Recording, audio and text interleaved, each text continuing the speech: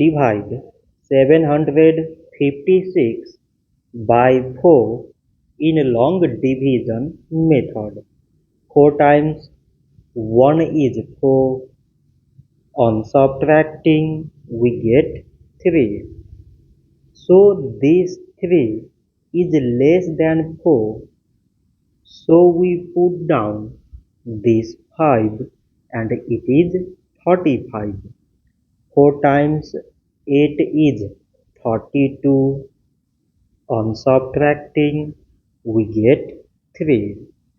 So again this 3 is less than 4. So we put down this 6 and it is 36. 4 times 9 is 36.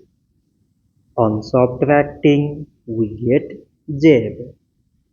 So 756 divided by 4 is 189. So this much for today and thanks for watching.